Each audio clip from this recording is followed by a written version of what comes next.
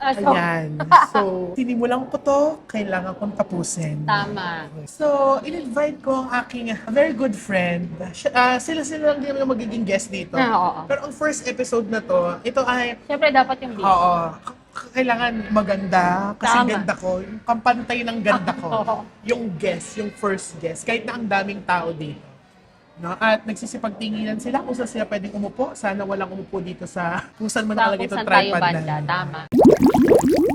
Yes. Pero ito ay ang Kineme Etches Podcast. I like it. Ito ay paying homage sa ating mother of all mothers, John Okay. John Paul Pangilinan Oh, Carlos. yes. Credits Yes. Kaya nga, to Mama. ate mali, wala pa man, canceled na tayo.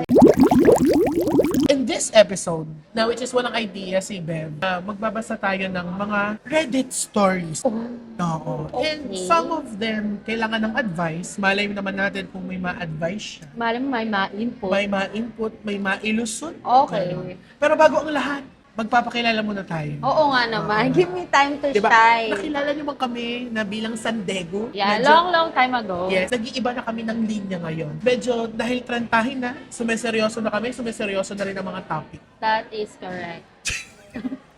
Yun yung input ko. Magpakilala ka naman. Hi everyone, my name is Bev. Pero kailangan special yung pagpapakilala. Paano? Ikaw, kagkatas ang pangalan mo, sabihin mo kung ano yung channel mo ngayon na energy. Oh, okay. Ganun pala. Hi, my name is Bev and you can watch me on my Lily's vlog page. Agad-agad meron na agad promotion. Pinromote ang Oo. sarili. So, mas makikilala niyo ako sa Lily's vlog. But the energy that I'm channeling right now is ganda-gandahan lang. Walang input. Ganda lang ang dala. Diba yun? Biglaan din to eh. Oo.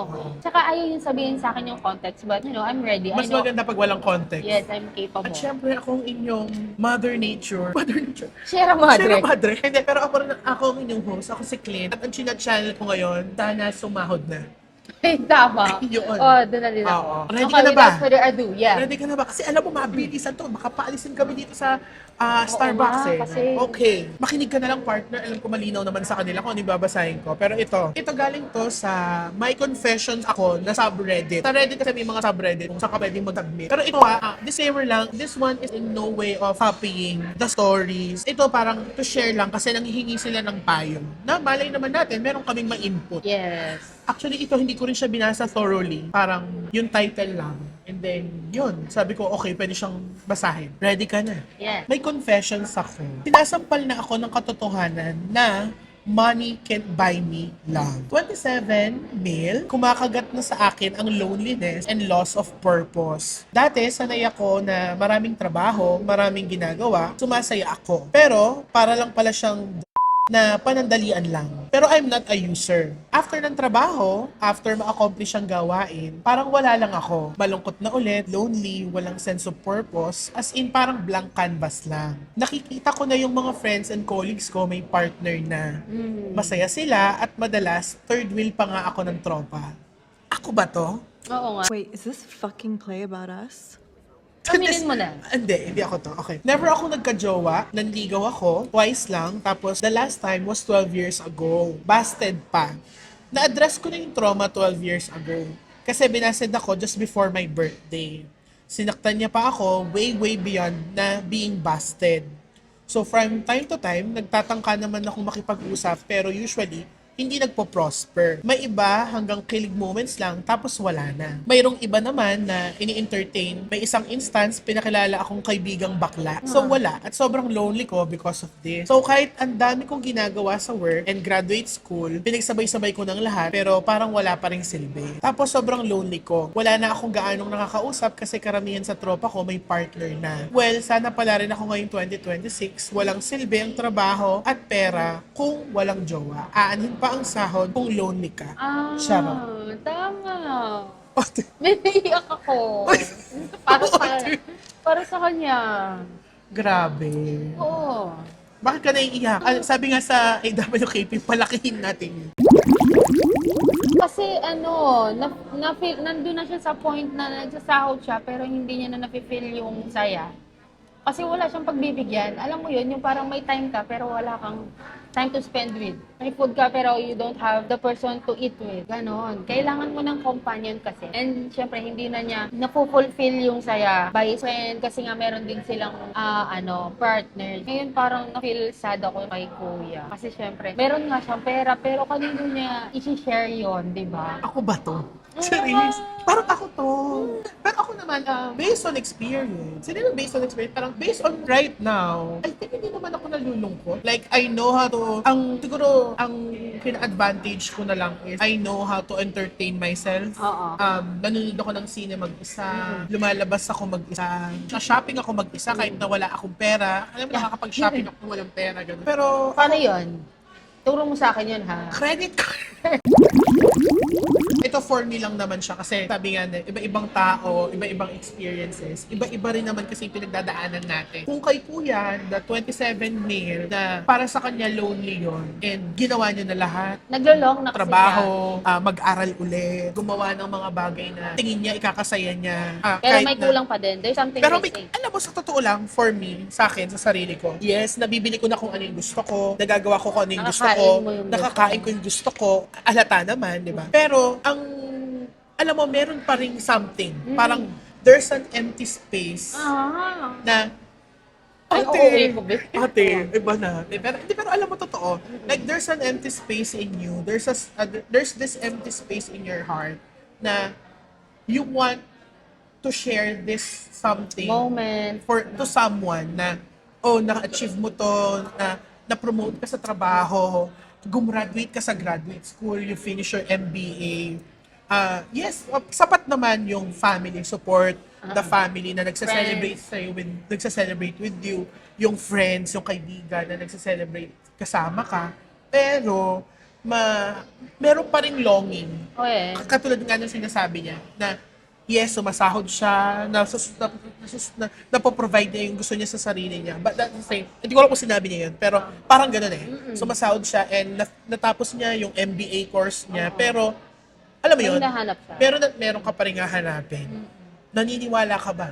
Oo Charis. nga. Kasi na no man is an island. Oo, tama. Oo. At saka, meron din akong nababasa lately sa feed ko. Sabi niya, tapos na siyang maging strongest soldier ni Jesus. Kasi kanino niya naman daw ba ikikwento yung bagong joke niya? Yung parang meron siyang bagong joke, meron siyang punchline, like meron siyang achievement. Kanino mo ikikwento, di ba? Yung parang at the end of the day, you're still longing for someone na makakausap mo. Like exclusively. Yung alam mo, you have a person. Kahit meron ka kasing friends, iba pa din yung, lalo na if you have deep in your heart na alam mo someday magkaka-soulmate ka. Feeling ko nagkakaroon tayo ng longing kasi alam natin sa puso natin na meron tayong makakasama. Kasi lalo na kung desidido ka na sa sarili mo na ikaw lang mag-isa, feeling ko hindi mo ma-feel yung there's an empty space. There is an empty space. Kasi alam mo may mapupuna doon. So si kuya, nagkakaroon siya ng longing or may empty space kasi alam niya someday, kahit hindi pa niya nakikilala ngayon, may pupunan doon. May dadating. Perfect. Kasi alam mo, ang mahirap sometimes yung empty space na, alam mo yun, yung empty space na akala mo mapupunuan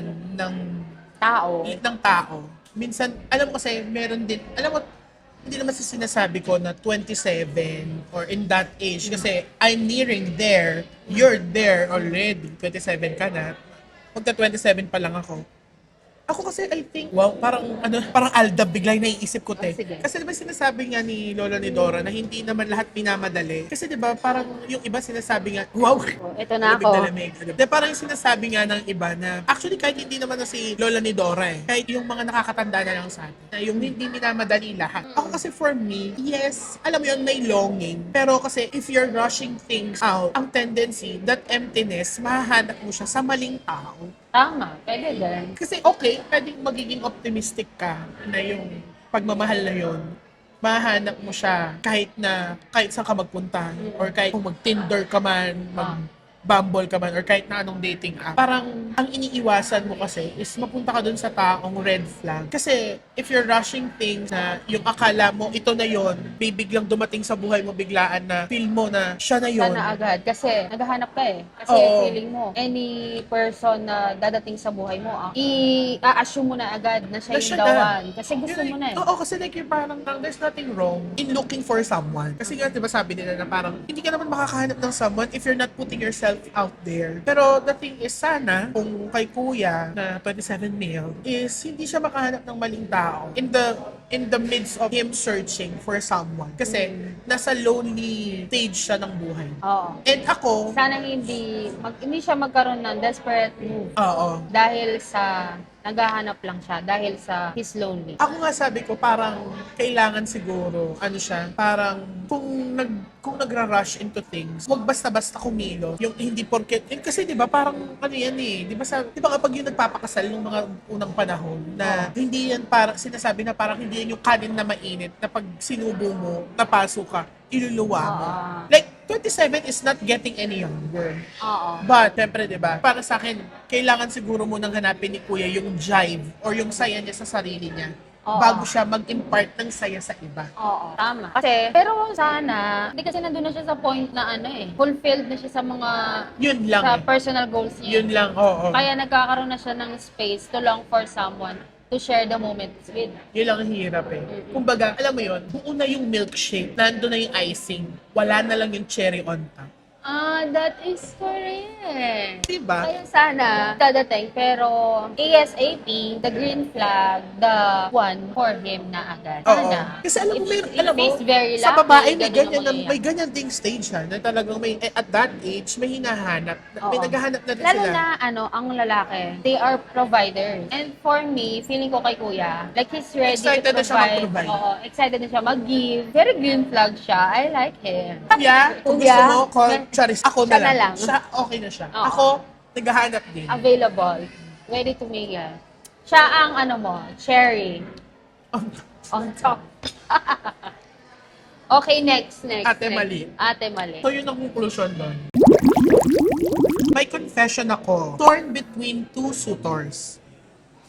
38, female, single mom. Okay. So, eto na nga. May nanliligaw sa akin. Pareho pa nga silang mas bata sa akin. 24, AFAM, taga-US. Perfect. At 30, Pinoy, nasa abroad. Sa 30 Pinoy, single, no kids, same religion, born-again Christian, walang bisyo, stable, in short, husband material. Pag-iisipin mo na pangasawa mo siya, hindi ka bibigyan ng sakit sa ulo. Si Afam, 24, single, no kids, still looking for stable job. As of now, still getting to know pa. Kung gagamitin ko yung utak ko, for sure, dun ako kay Pinoy. Tama. Kaso, wala akong nararamdaman sa kanya. Pero kay Afam, meron. I don't know kasi dahil ba sa Afam siya, hindi ko na alam. Parang ayoko nang alang ulit makipagrelasyon pa. By the way, I'm single for almost 6 years na. Tinanggap ko na nga na hindi na ako magkaka-love life kasi I've been through a lot na. Feeling ko, hindi ko na deserve makipagrelasyon at mag-focus na lang ako sa mga kamag-anak ko or sa mga anak niya daw. Pengi naman ng malinaw na advice. Ayoko na magkamali sa buhay at syempre masaktan. Hindi ko alam kung anong problema ko sa sarili ko. Bakit sobrang takot na ako talaga. So ate, i-recap lang natin. 30 Pinoy, stable. 24 AFAM, still looking for a stable job. May anak siya. Huwag natin tanggalin sa picture yung anak niya. Yes. Pero yung dalawang lalaki, wala silang kids. Ha? Mm-mm. So Ang parang take ko napaisip ka. Oo, napaisip ako. Pero yung take ko dyan, gamitin niya yung utak niya. Kahit wala siyang nararamdaman, ma. Oo nga. Oh, Taas. Ha? oo Taas. nga.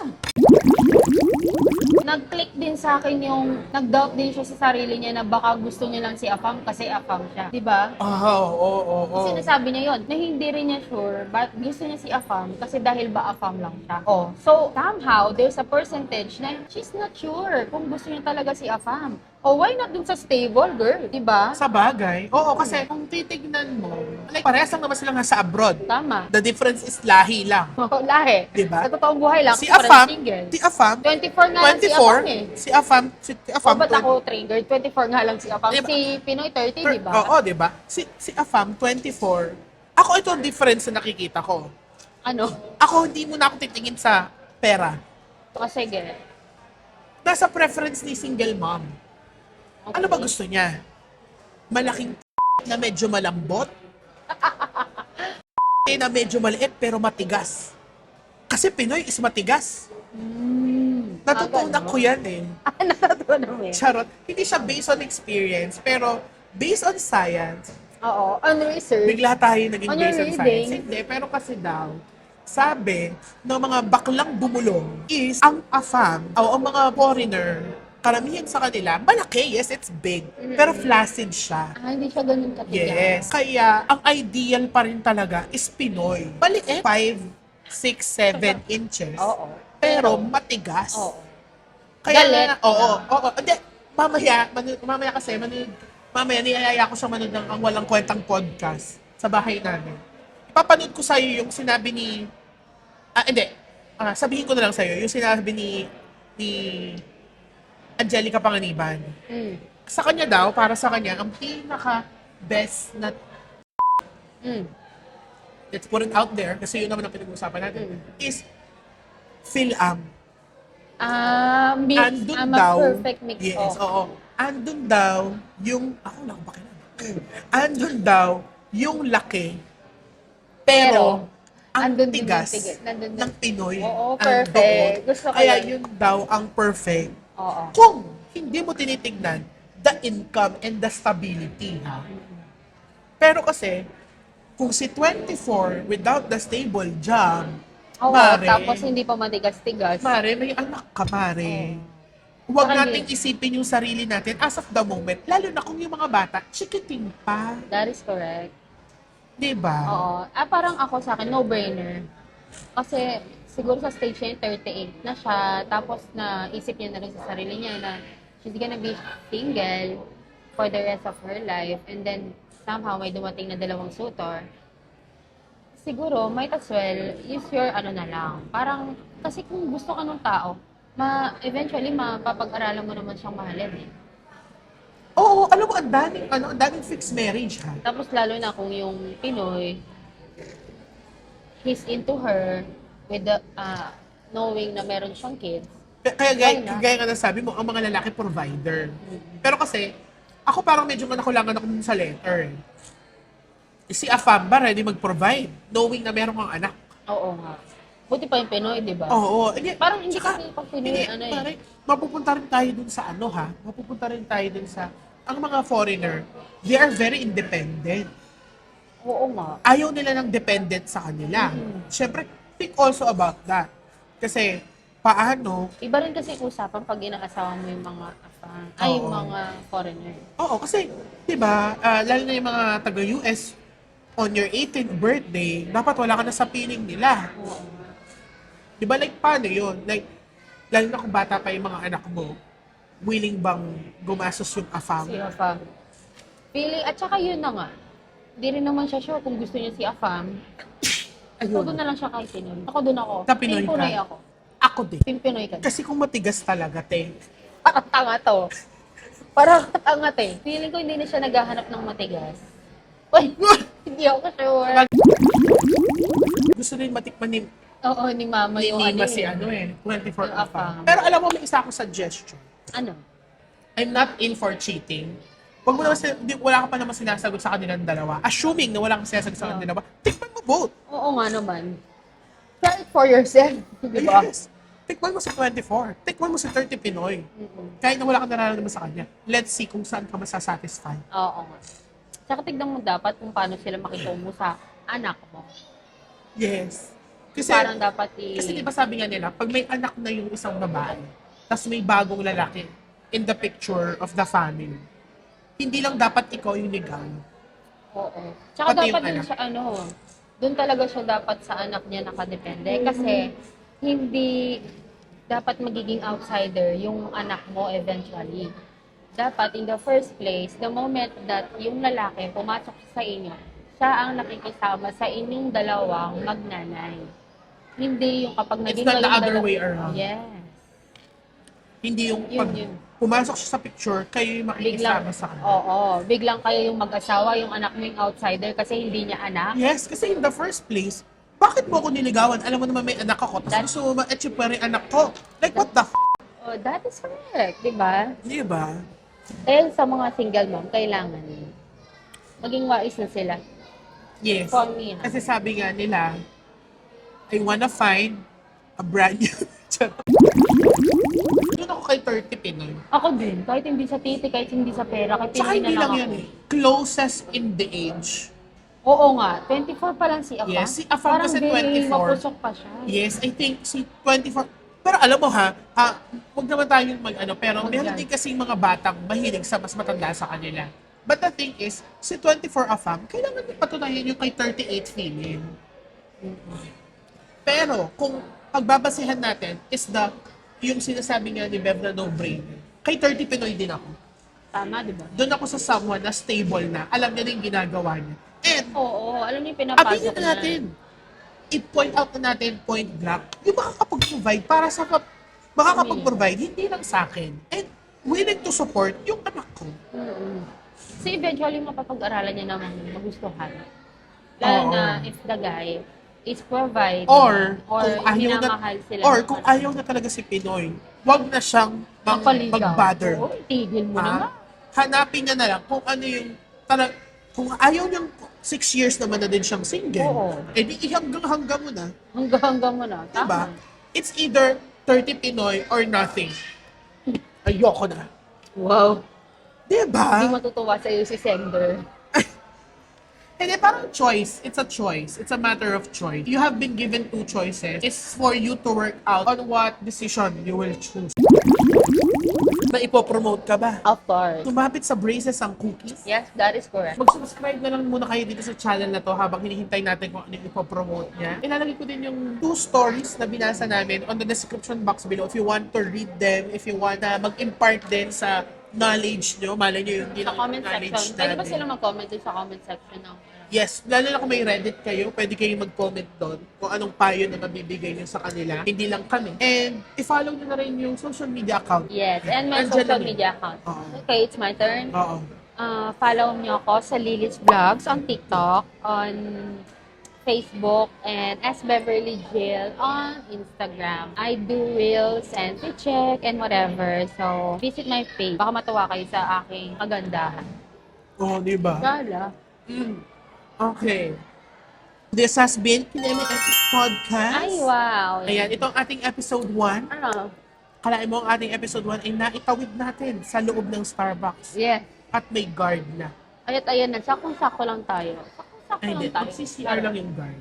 Huwag tayong assumero. Hindi Thank you tayo so much sikat. for having me on your Oo. first episode. First episode to te. Kineme Pag ito, be, Podcast. na-edit ko tomorrow, upload na to niyan. Yes, that is correct. Yes. Babe, yeah. I'm so happy lang. Yeah. Ariana Grande, yeah. Yeah. Yeah. Naku, Ang sarap. masarap yung mani. Talaga ba? Macadamia cookie. Oo. Okay, yeah. Geng.